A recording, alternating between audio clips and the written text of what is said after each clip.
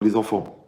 C'est que quand les enfants, tu leur apprends, aide ton frère, respecte, c'est ta petite sœur, on fait la justice, c'est pas normal, et ben vous dormez ensemble, et si elle fait du bruit, et si elle a mal, va la consoler, va la truquer, et ben c'est pas grave, tu prends les habits de ta grande sœur, et ben c'est comme ça. Et c'est, en vérité, qu'est-ce que tu crées? Tu crées de la solidarité, tu crées de la communion. Mais si tu dis non, chacun dort dans sa chambre, chacun truc, eh ben ils sont séparés, ils se parlent pas, et j'aime pas ta gueule, j'aime pas ta truc, t'aimes pas ta gueule, c'est ta sœur, c'est ton frère. Moi je me rappelle à un moment, Blainara, il y avait 6 dans une chambre et 5 dans l'autre. Tu sais ce que c'est dormir à 6 dans une chambre? Et quand tu as un nouveau bébé, Blainara tous les ans, il pleure la nuit. Il y a un phénomène bizarre. Les 2 premières nuits, les autres, ils se réveillent. Après, ils dorment. Pourquoi? Parce qu'ils se réveillent. Pourquoi? Parce que c'est un truc pas normal. Quand ils voient que c'est le bébé, ils se rendorment. La 3e nuit, ils ne se réveillent pas. Ça y est, le bébé, il est rentré dans le subconscient. C'est pareil. Quand il y a un nouveau-né, la mère, elle entend le bébé qui fait « Ah », elle se réveille.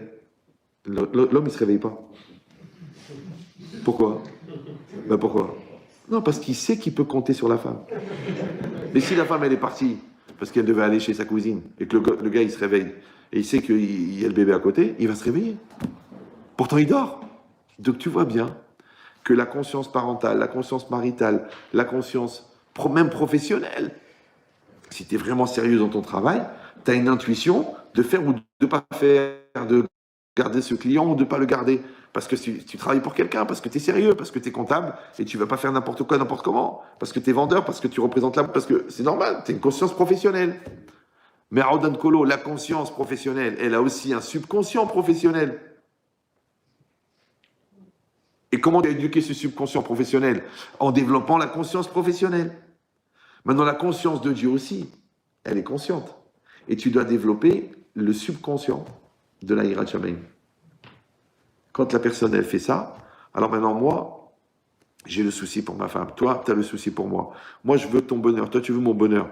Maintenant, pourquoi je vais avoir les idées? Ouais. Maintenant, toi, tu es au travail, et 2 fois, 3 fois, 4 fois, 5 fois, tu dis, il faut que j'appelle ma femme. Maintenant, c'est pas le moment, c'est pas le truc, c'est pas... Ouais, tu dis, écoute, ça fait 4 fois, allez, je l'appelle. Tu l'appelles, elle dit, mon amour, je voulais pas te déranger, mais je suis pas bien du tout. Qui c'est qui t'a prévenu? C'est ça l'amour. L'amour, ça veut dire que vous êtes sur le même réseau.